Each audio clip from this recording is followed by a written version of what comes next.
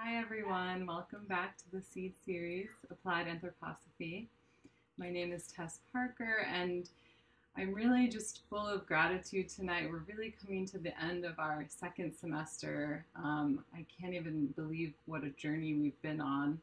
And this presentation really marks the end of our sort of hosting different faculty from all around the world. So we'll have Bastiaan Baan this evening. He's calling in from Sweden. So respect for this late night that you're joining us. It's almost midnight there. So I really appreciate you making that accommodation to be with our community. So I'll introduce you in a moment and we can get started. So we'll open with a quotation from our teacher, Steiner. And if you have a candle, please feel free to light that. Our purpose is not to accumulate learning in our own private store of knowledge, but to place what we have learned in the service of the world.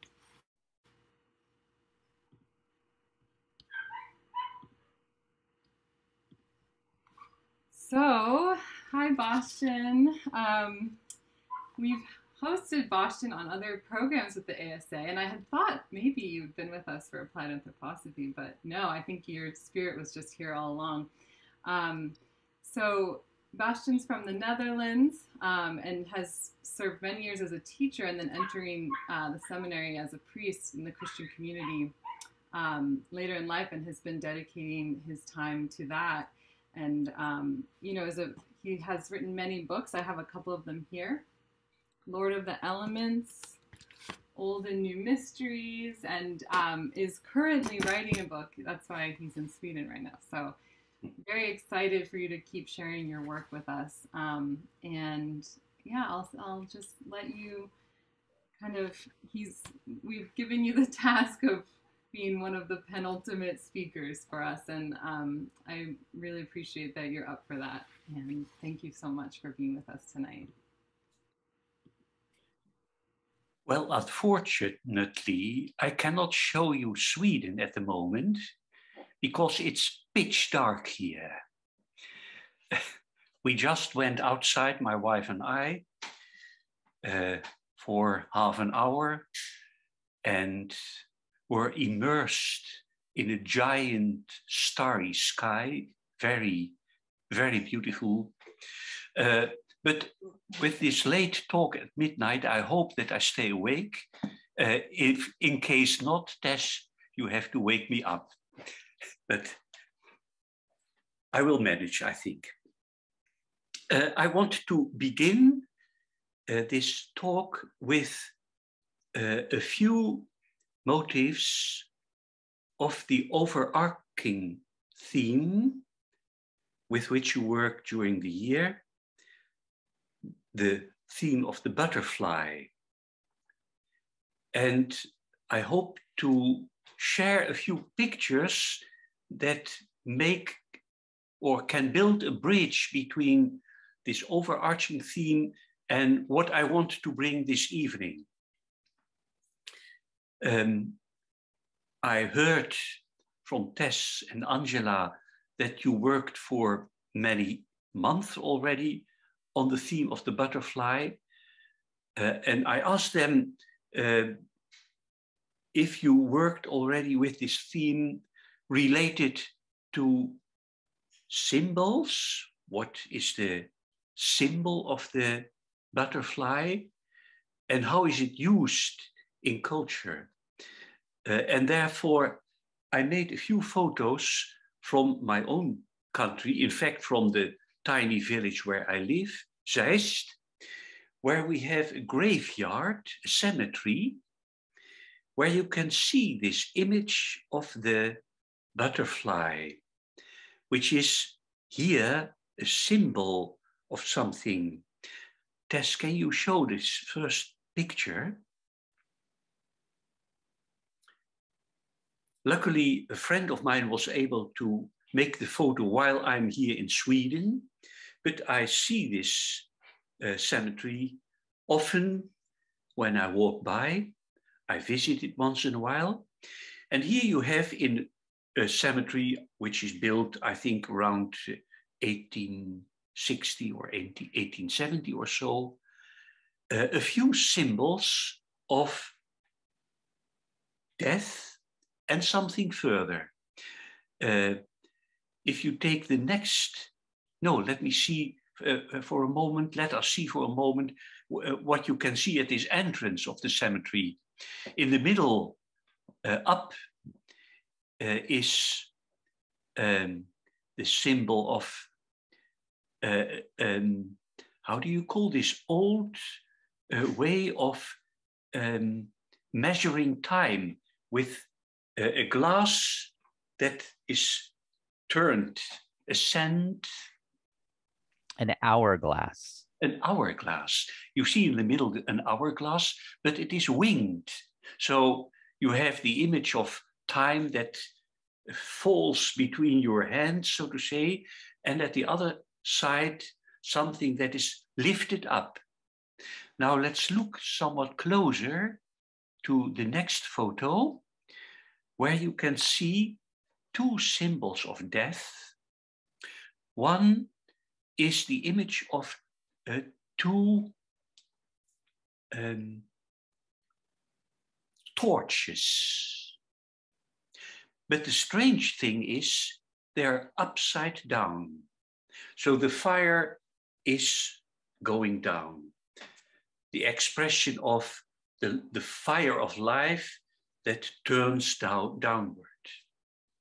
But above it, you see emerging the butterfly, a golden butterfly. This is one of the very, very old images, perhaps the oldest image. I took a newer version of it, which you can see all over the world of, one could say, death and resurrection. And this image of the butterfly shines some light on the physical reality and the spiritual reality of death. It shows something like what is left behind, left over, the cocoon of the physical body. In Dutch we say stoffelijk overschot, which means literally physical leftover, which is there from the physical body. But out of this cocoon comes this angel-like creature of the butterfly. It shows the difference between death and what can be born out of death. Let us look for a moment at a much older image where these two are drawn together, are put together. And in fact, this is a unique form of the symbol of the butterfly. We will see in a moment that these very old forms still have their follow-up in experiences nowadays. Here is a 13th century old crucifix, which is found only in the 90s of last centuries, 1991, in a tiny village in Germany, Donaustauf, a crucifix. But the crucified one is surrounded by the wings of a butterfly. Again, in this old image, two complete different worlds coming together, death and resurrection. And as I said before, these classic images, they have their follow-up in experiences nowadays, even in people who know nothing of the symbol of the butterfly, even in children who go towards death and then express themselves in the image of a butterfly. Many of you will know the name of Elisabeth Kübler-Ross, who worked for many decades in the United States. She was a psychiatrist originally from Switzerland and then lived, I think, for the rest of her life in the United States. She came just after the Second World War to Majdanek, a concentration camp in Poland. When she came there, the children, the people who were there were gone already, and she had to take care of the camp. She did free work in cleaning up the camp and taking care of the last people who were imprisoned there. She went around and she saw in the places where these children had lived and where they had died, she saw dozens of black butterflies drawn on the walls. And she was fascinated by this image. They were made by children who somehow knew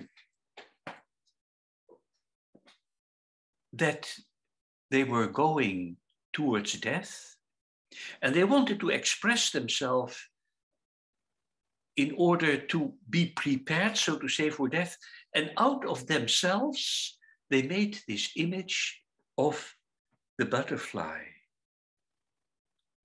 The children once in a while said, "We will fly away." This image of the black butterfly was in fact the inspiration source for Elisabeth Kübler-Ross to enter her work, a lifelong work with people on their deathbed.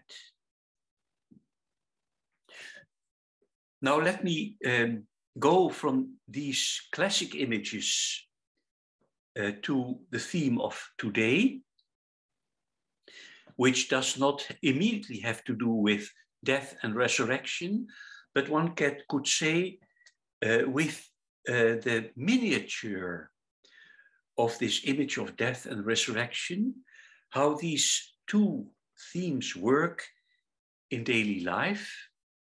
In daily life, we have all kinds of experiences that have to do not with literal death and resurrection, but with letting go, with losing, with offering something in order to make it possible that something new can be born out of it.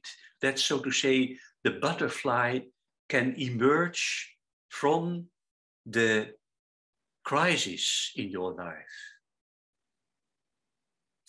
So the theme of the black butterfly can be recognized in our own biography. And in this little talk, I would like to tell from my own experience, working with anthroposophy since I was 21 years old. At the moment, I'm 72 years old, with this theme of losing something, letting go something, going through a crisis, and out of this crisis, emerging anthroposophy. It takes a good crisis to make us active.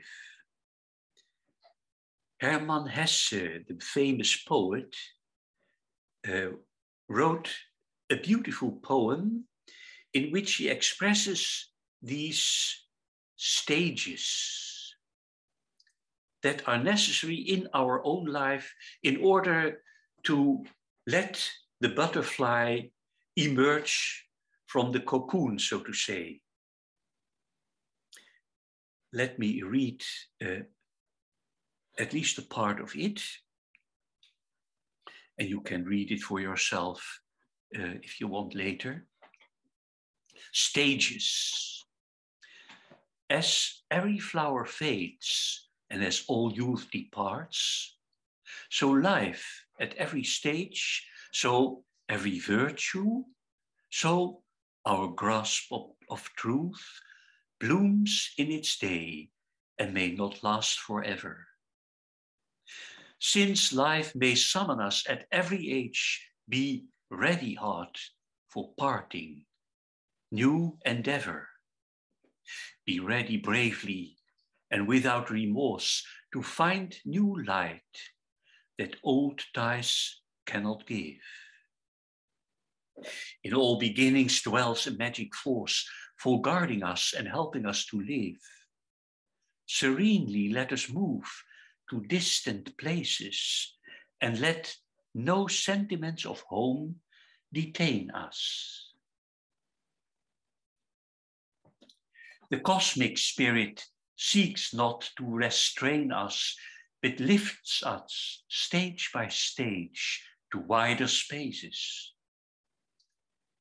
And now comes the crisis, the difficulty in our own lives. If we accept a home of our own making, familiar habit makes for indolence. We must prepare for parting and leave taking, or else remain the slaves of permanence. Even the hour of our death may send us speeding on to fresh and newer spaces, and life may summon us to newer races. So be it heart, bid farewell without end. So the poet describes the reality of life in which you cannot stay as you are. You constantly have to leave something, a cocoon, so to say, of what you did before behind you. You have to leave childhood behind you. Don't remain a young person your whole life, or do if you are a young person, even if you are gray, you have to move on even unto the very end. So the poem ends indeed with this stage of death and the necessity of going through this experience in order that the butterfly can be born. Now I would like to tell something of my own experience working with anthroposophy and how these stages, these moments of letting go, of meeting a complete new world and going through a crisis helped me to find my way through life and to find my way towards, into, and through anthroposophy. When I was 21 years old, I was for the first time in the United States. I followed a study at UCLA, University of California, and because I worked with pedagogy, I studied pedagogy, I had to practice this in a school, in different schools, and finally I found a school that made a very deep impression on me. It was situated in a place of New York called Venice. At that time, a very poor place where African Americans and Mexican Americans lived in poor houses It seems that nowadays this is a very fine place to live, but at that time it was called the roughest place of the world. And indeed, I got my culture shock there. I worked in a ghetto school, what at that time was called a ghetto school, with African American and Mexican American children who were dropouts. They could not study in a usual school. They were thrown out of school. And now a group of teachers tried to inspire them, nevertheless, to find their way in life. But I still hear one of the children say, I messed it up. I messed up all my life. And this is the way these children lived. Their parents were once in a while in jail. They worked already with all kinds of, well, alcohol and drugs. They could not find their way at all in life.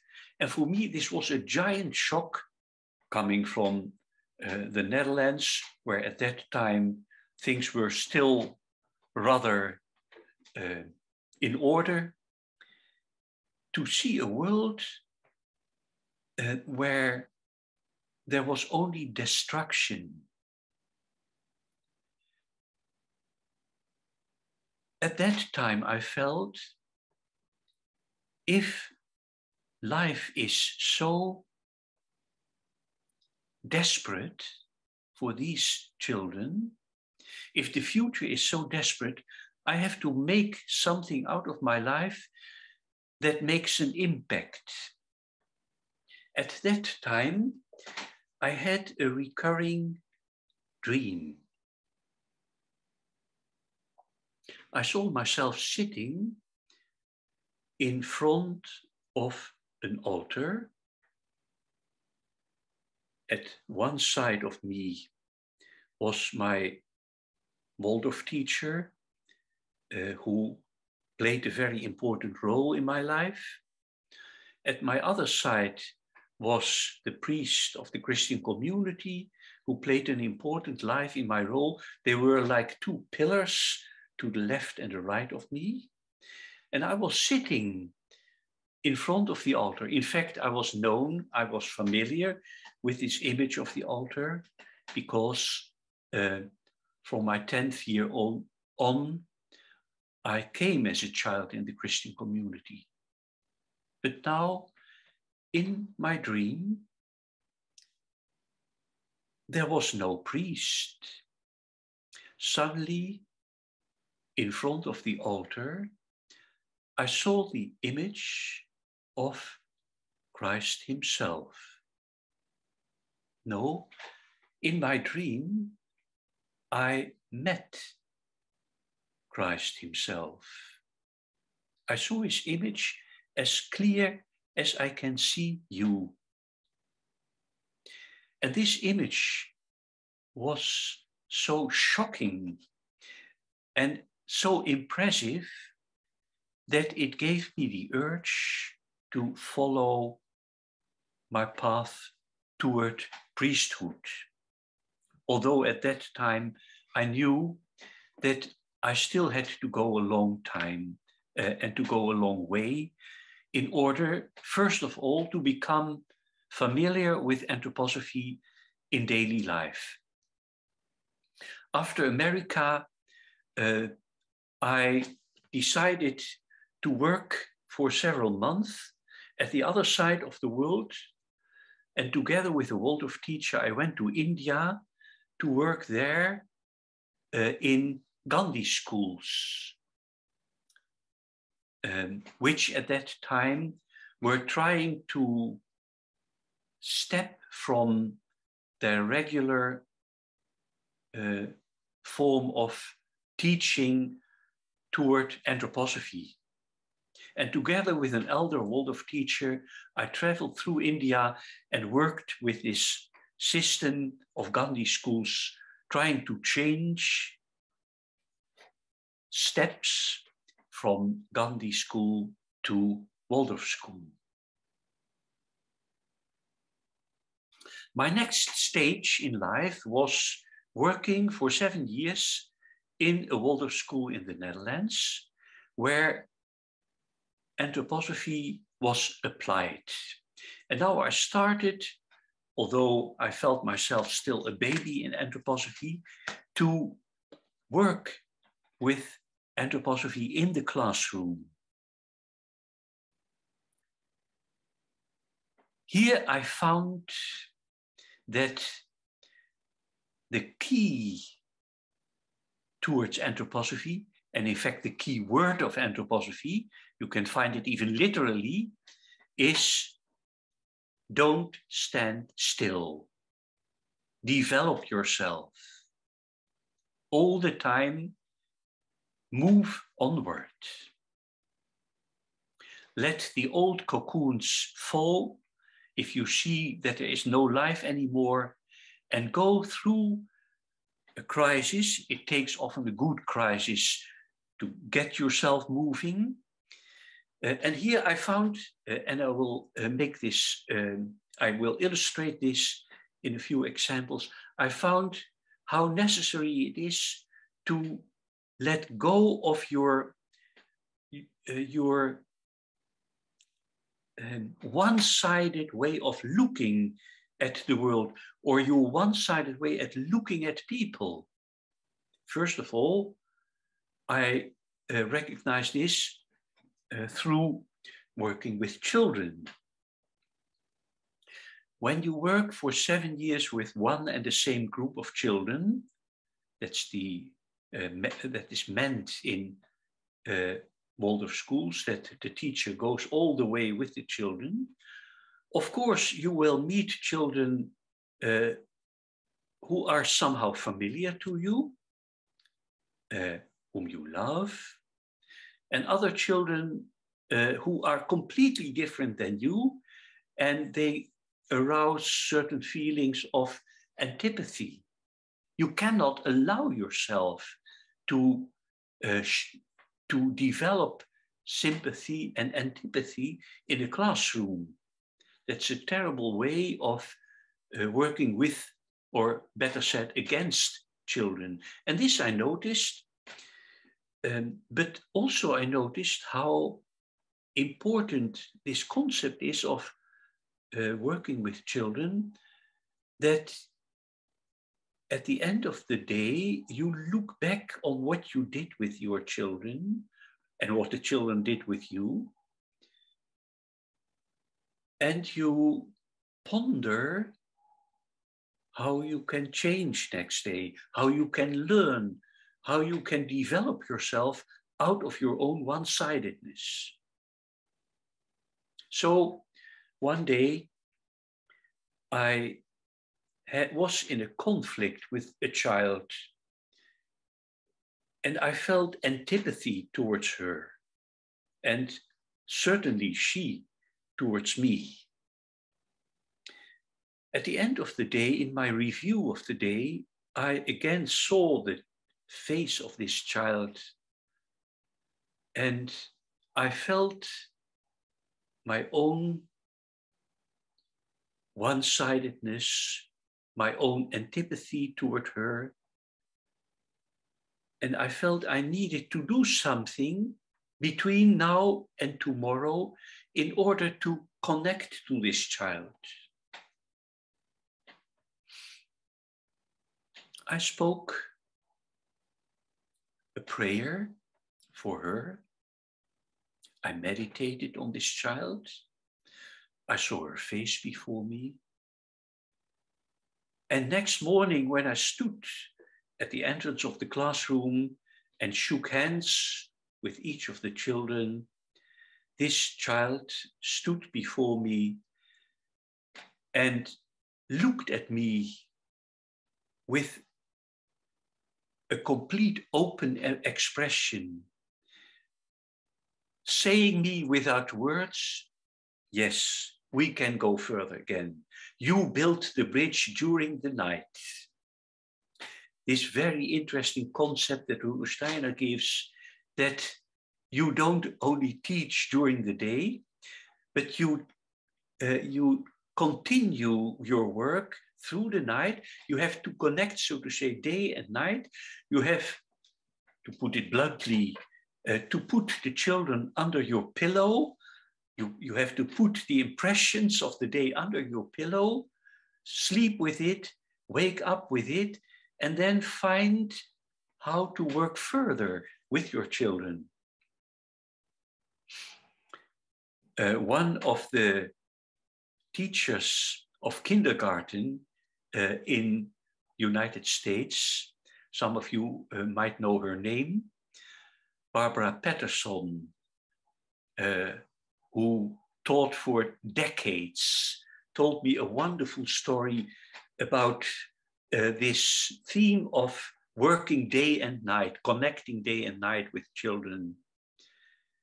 In one of her reviews, she noticed that although she taught this group of children already during a year, she could not imagine the color of the eyes of this particular child. And she thought, well, tomorrow morning I have to look again in order to make clear how this child is. I have to find the connection also with the outer visibility of this child. So next morning, she stood at the entrance of the classroom, and this child who wore glasses stood before her. She lifted up her glasses, looked in the face of the teacher, and went on, as if she wanted to say, do you see it now? Like that. So here you can see the connections that are made during the night if you work with this concept of development and overcoming your one-sidedness, especially in relation to sympathy and antipathy. This happened not only with children, but as we all know, also in our relation with adults. I had to learn very much from a conflict that I had with another teacher. And it took me a long, long time to overcome the results of this conflict, which was born out of antipathy. An older Waldorf teacher helped me in this conflict and said to me, you know, you have to look in a different way to your colleague. And if you are not able to look at her in a direct way, you have to do it in an indirect way. Nora von Baditz, one of the first eurythmy teachers, told me once, you can also try to imagine people as if they are plants. So try to imagine this person with whom you are in a conflict as a plant. If you want, imagine her as a cactus. But then let the cactus make flowers, develop the cactus, so to say. And as I was not able to work directly with this colleague, I made this roundabout, so to say, in order to imagine her and me. And at the end of the time that I worked for Waldorf School, I decided to meet her finally, to see her in the face, and to try to build the bridge. And in fact, it seemed as if everything was okay again. But then life or karma began to speak. You think that you are again in harmony with another person, and it is not completely harmonious. Years and years later, when I worked as a priest in the Christian community, when I went to another congregation, 2 children came to me. They were children in need of special care. They were sitting in a wheelchair, and they wanted to have religious instruction. They wanted to be baptized. And I said to them, well, you have to ask your parents. Well, our parents, we are gypsies. They live far away, but we live at the home of, and then they mentioned the name of this colleague with whom I have had the conflict years ago. So now life put me in a higher class, so to say, and gave me again an opportunity to meet this person in completely different circumstances. And only now we both were able to harmonize. And these children and their baptism brought us together. I've never experienced such a baptism. It was a gypsy baptism with afterwards gypsy music and gypsy meat and so on. Very interesting. Rudolf Steiner gives a short part of a lecture, which is for me the essence of practical working with anthroposophy. And I will continue this theme for the rest of my talk. A lecture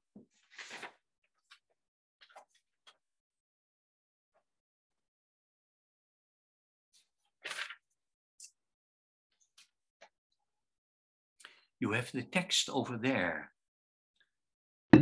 Yes, I do.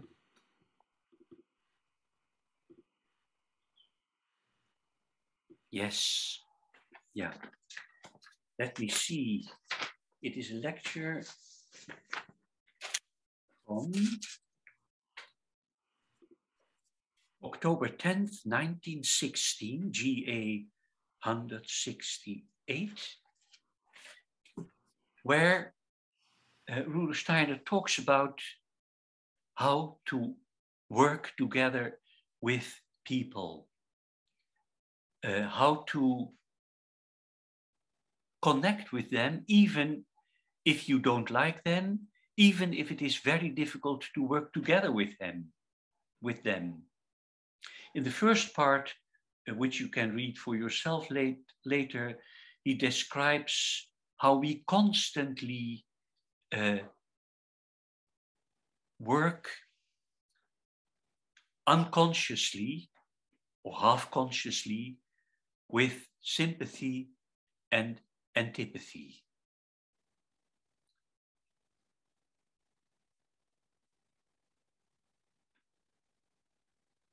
And now it is necessary to go further than the usual sympathy and antipathy. When we continue on the next slide, he says, how often, when 2 people meet for the first time, one of them arouses instantaneous antipathy in the other, whom we dislike so much that afterwards, whatever they have to do with each other is colored by this dislike. As a consequence, the karmic connection between them can be entirely blotted out or set on a false track and will have to be laid aside until the two again meet in their next incarnation. Imagine. Your antipathy can prevent you from developing a necessary karmic connection.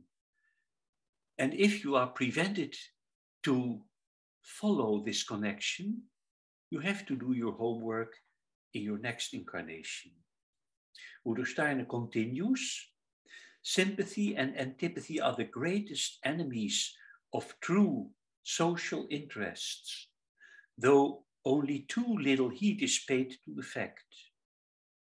But to anyone deeply aware of the importance of true social understanding for the further development of mankind, it is distressing to watch the effect teachers in a school often have upon their pupils, when out of prejudice they show preference for one rather than another, whereas it is important to take each of them as he is able and to make the very most of that. This is my motto for the rest of my life. How can I overcome my prejudices? And they step up immediately, especially in our time, with all the news with which we are bombarded, all the news that is flowing in and that brings us into sympathy for the one, antipathy for the other. I see I have to come. No, we still have a quarter of an hour, isn't it? Yeah. Yes, yeah. I won't come to an end, not yet. So, to sum up until now, one of the most important ways to work with anthroposophy in daily life, and in fact, to work in all circumstances in life, is to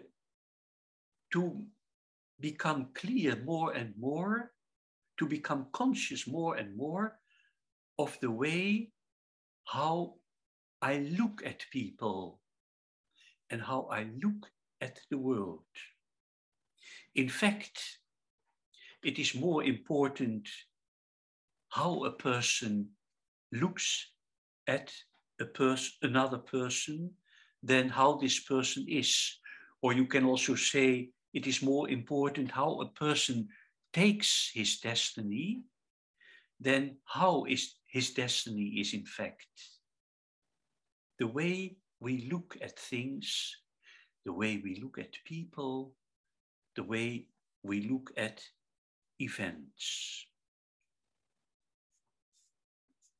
I make the step in my own life from my teacher training and working as a teacher towards, when I was 32 years old, beginning to work as a priest. Because here in this other profession with which I worked until the day of today,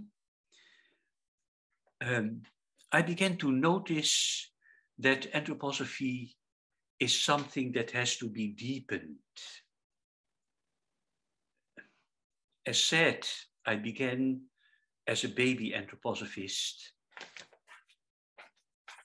Udo Steiner once said,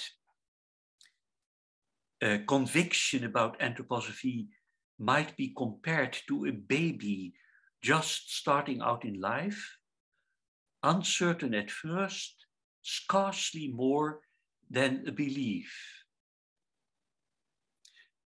So this was my baby stage, so to say, of working with anthroposophy at the very beginning that I started with it. You think you know something of anthroposophy, but it is not yet something that comes out of yourself. You read, you study, you copy what others said, and the giant task working with anthroposophy is to make it yourself, to internalize everything that you read or that you study. How can we deepen anthroposophy? In the same lecture where Rudolf Steiner talks about this baby stage, lecture of January 30th, 1923, Rudolf Steiner says some very important about stages of development in anthroposophy.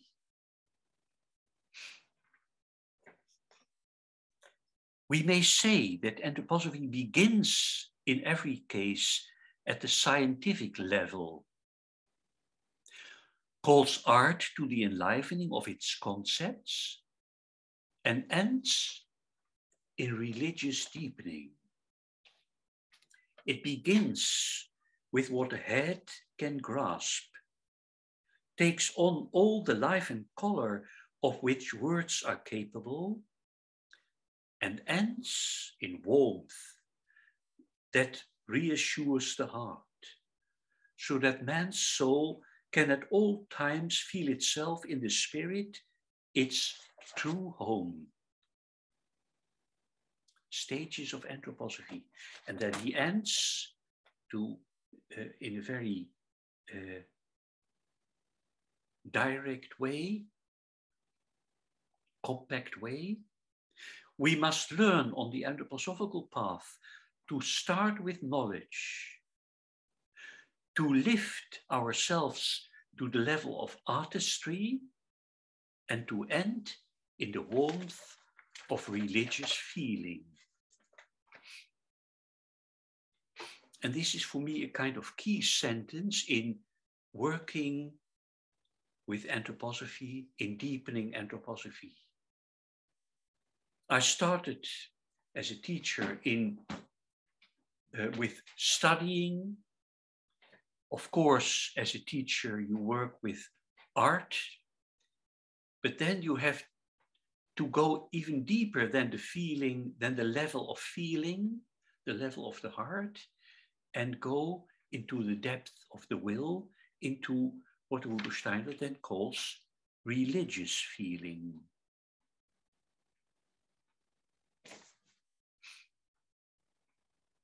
Scientific level, art, religious deepening.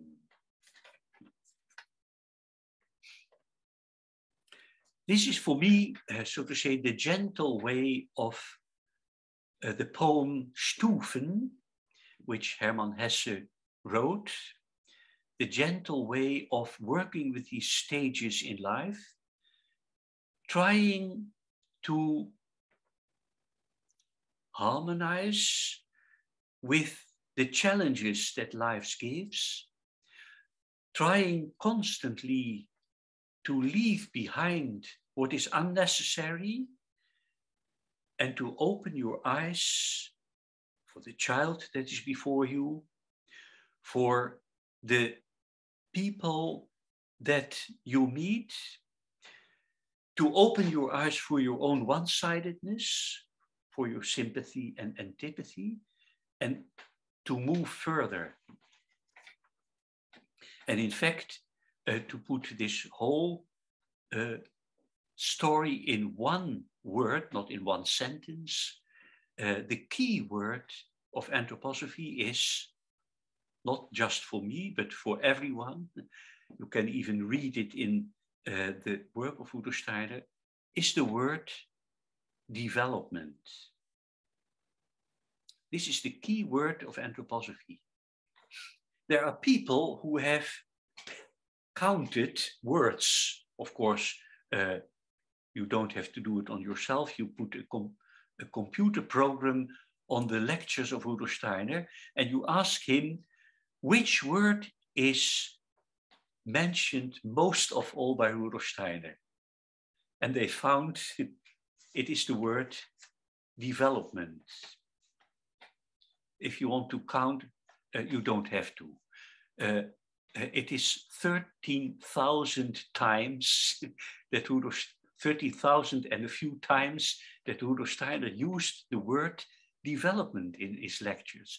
Everything is about development of yourself, in the working with other people.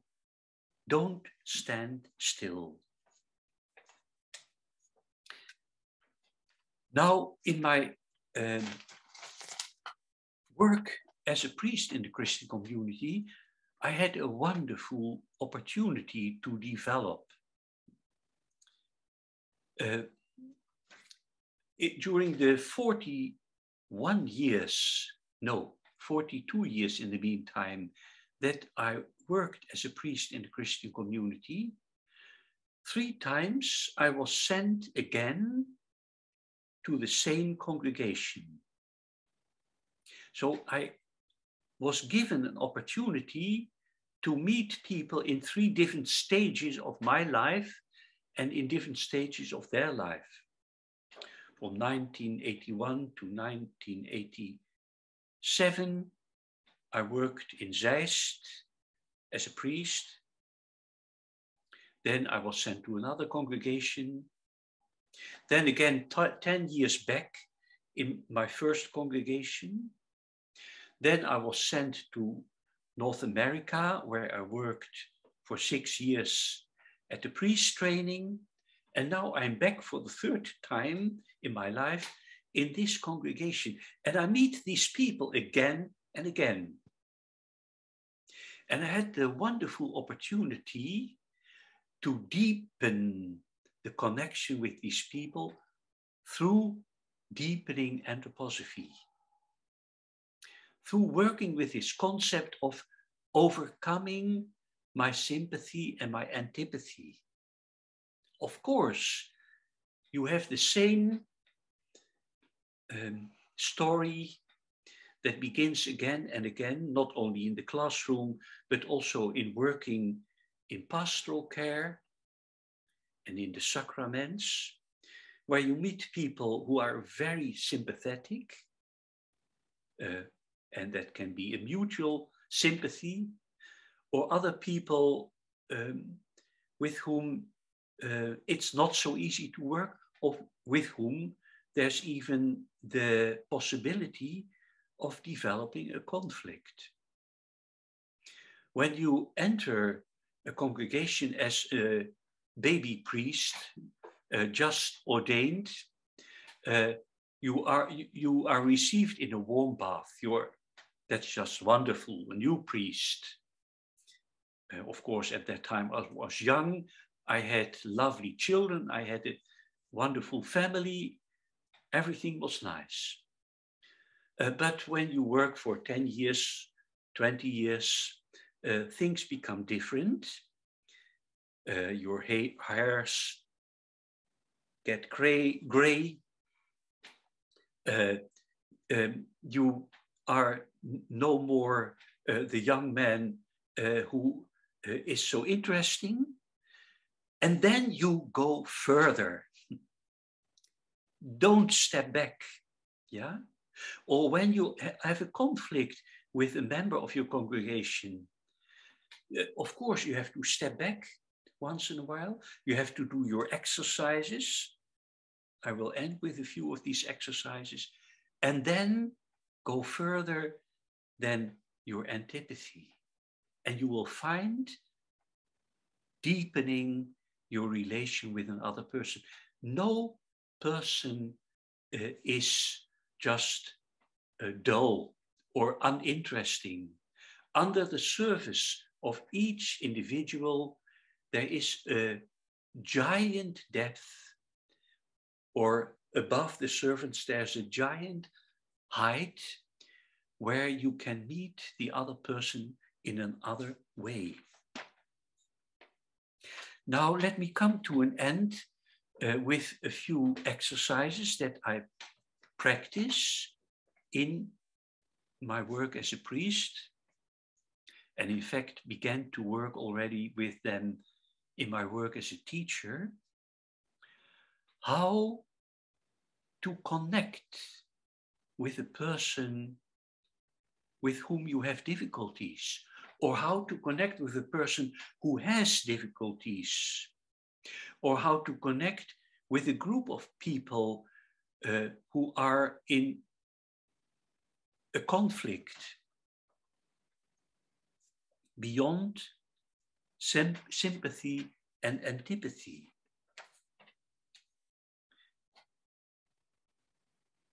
One can work in these cases not just with what I call the horizontal relation between me and the other person, but one can try to step upwards.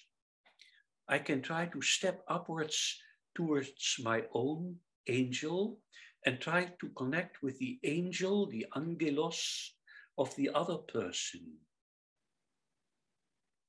Because behind each individual, there is a genius, an angelos, with whom he is more or less connected. And I can direct myself towards the angel of the other person in case I cannot meet him on the horizontal level. Then I can try to meet him above. Rudolf Steiner gave a meditation that helps us to connect from angel to angel. He gave this meditation during the First World War and showed that you can meditate it as well for a person alive as for a person who died, with a tiny difference in the text of this meditation. Let me read this text directed to the angel, the spirit of the other person. Spirit ever watchful, guardian of your soul, may your wings carry my soul's imploring love to the human being upon earth, committed to your care, that, united with your power, my prayer may radiate with help to the soul whom my love is seeking. If you are disconnected to a person, or if another person is disconnected to you, and if you are not able anymore to bring your love to this person directly, you can lift up, so to say, the substance of your love to the angel, to your own angel, and ask your own angel to bring it to the angel of the other person. And then my own love is reinforced by the power of the other angel. I can tell from my own experience, for more than 50 years of experience working with this meditation, it works in each case. If a person is far away, literally far away, or in soul life far away, if I begin to meditate in such a way that I try to connect from above, so to say, then first of all, I notice after a few days or after a few weeks, I look in a different way to this person. For example, my antipathy is changing towards another way of looking at this person. We can meet in another way, and finally it is possible, after perhaps months or years, just as in the case about which I talked in relation to this colleague in the Waldorf school. After months or years, we can meet in another way. And this other person experiences either unconsciously or superconsciously how I relate to him or her. With this, I want to end this talk. By the way, I saw a question in between, where can I find this verse? It is easily to be found in Verses and Meditations. And the first line is, Spirit, ever watchful, guardian of your soul. My question to you at 1 o'clock in the night, that means that for me it's time to go to bed. My question to you and to myself each time is, how do I get there beyond sympathy and antipathy? It is not so easy. Yeah? How can I apply this in everyday life? At the moment where there is a giant war in Ukraine, I get messages from my colleagues who live in Kiev, in Odessa, and they tell me, we try to connect with people, with anthroposophists in Russia. And once in a while, we hear from them, we don't want to talk anymore with you. You are under pressure of propaganda and nationalism. We don't want to are in contact anymore with you. Although you are an anthroposophist, just as we, these are Waldorf teachers who, through the conflict, are no more able to meet each other, to talk with each other, because of this giant campaign of disinformation in Russia, where people think that people in Ukraine are under pressure of propaganda. So this is perhaps a question for smaller groups, for a conversation. How can I work with this raw material of sympathy and antipathy? I hope this is something that somehow can help you further on your way with working with anthroposophy, applying anthroposophy in daily life. At least this is my story and my experience. Thank you so much, Bastiaan. That was very, very beautiful and helpful, and so much to apply there. I think you gave us such tools to meet the most everyday things that also trip us up. So it's really important to learn how to kind of deepen and such a practical path, and yet so deep and personal. So thank you for giving us all those tools. And I think it's time for you to go speak with your angel in sleep. So I really am so grateful for your presence here with us. Thank you, thank you, thank you. We'll have as a group, we'll have a few minute break, and then we'll come back and do breakout groups for those who want to come and work with this question. So thank you so much. I thank you very much for listening. I see a few names that sound familiar for me, although it's long ago already that I was in the United States. Blessings on your work. Good luck for you and anthroposophy. Good night. Thank you. Good night.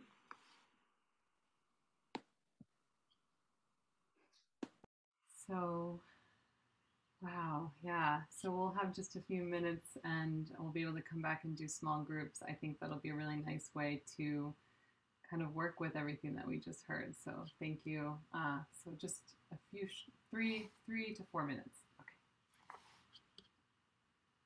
Okay.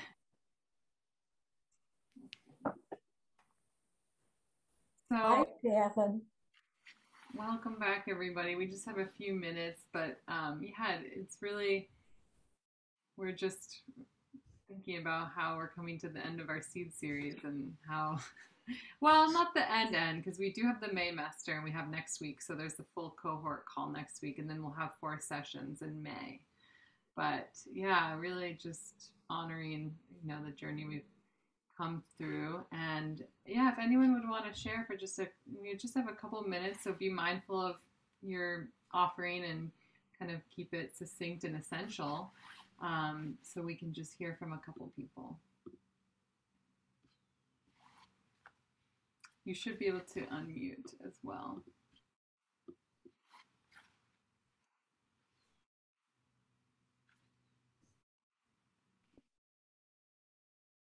Thank you so very much for offering this evening.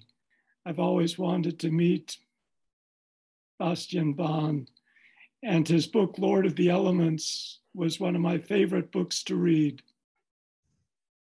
When other books were difficult to read, that one just invited me in. So a wonderful guest to bring in. Thank you. Thank you. I'm glad he could be with us too. Yeah, such a gift.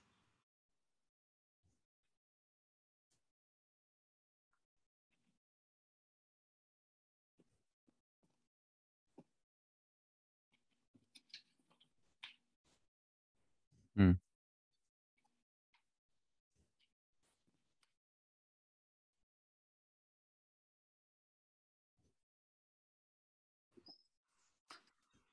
Yeah, if there's any Waldorf teachers or just parents or anyone working with children, yes, Sandra just put in the chat a book of how to work with a child's angel.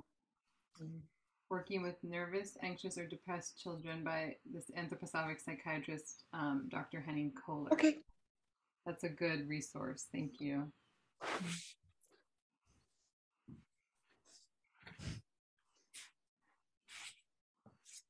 It's just so important to be reminded to make amends and ask forgiveness and also accept responsibility and own our activities and free up the angels to do other things and more things in the next life, as opposed to going about the same thing over and over again. It's just an important reminder. Because we have more important things to do than continuing to make the same soup, I guess.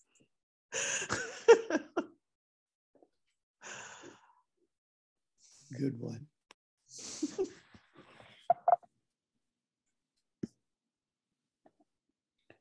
I don't know if anybody else had the same impression I did or not, but that meeting that he had with Christ at the altar when he was a young priest, I think that really must have made an effect on him, because I had just such a powerful sense of the etheric Christ when he was speaking. I was quite amazed by the power that came across, even across Zoom.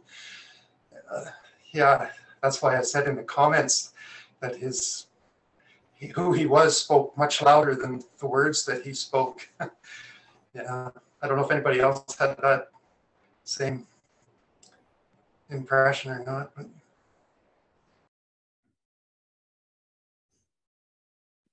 well, I have the impression that what I just received from him and with all of us present is going to make a really good sleeping. Mm. Mm-hmm. Mm-hmm.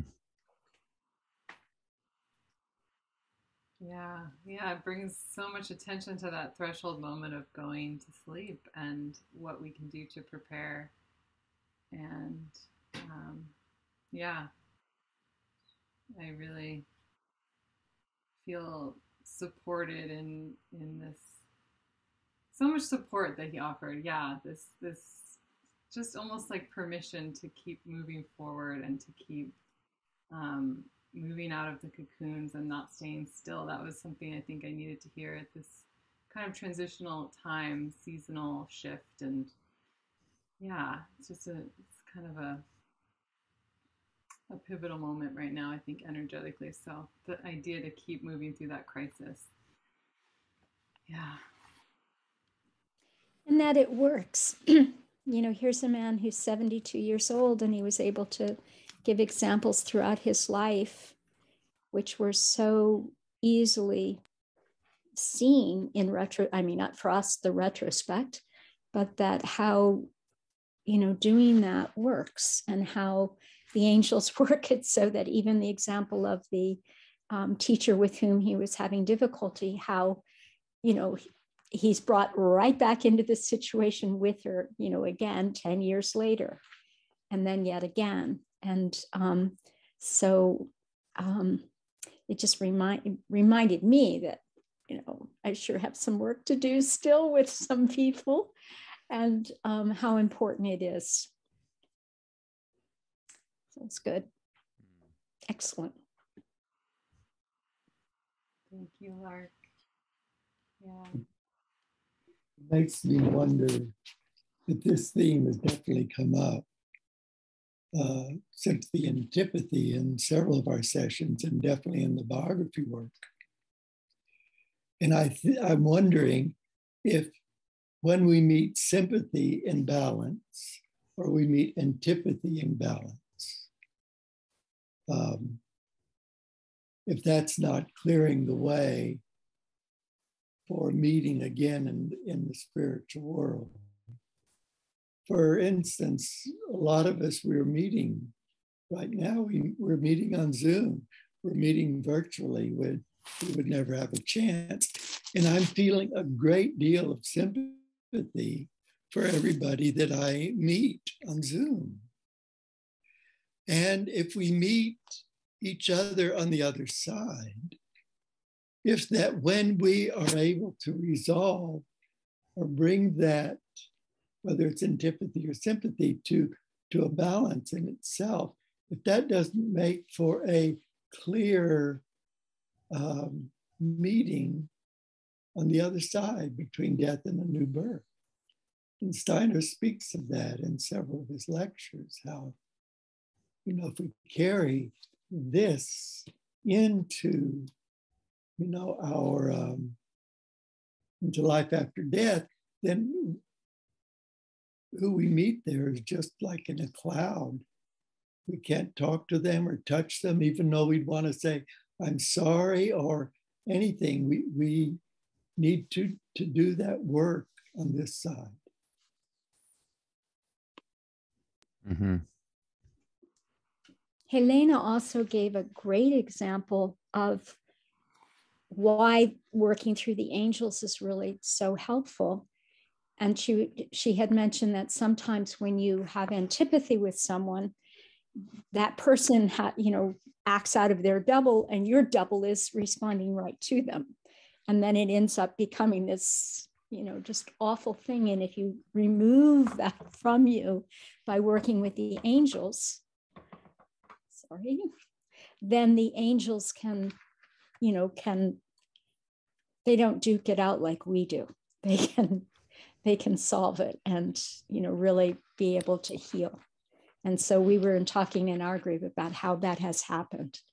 And the nice thing about being older is that we usually have a lot more opportunity than the younger people, because we've had a lot more times to get the gray or white hair over doing that. But it does work.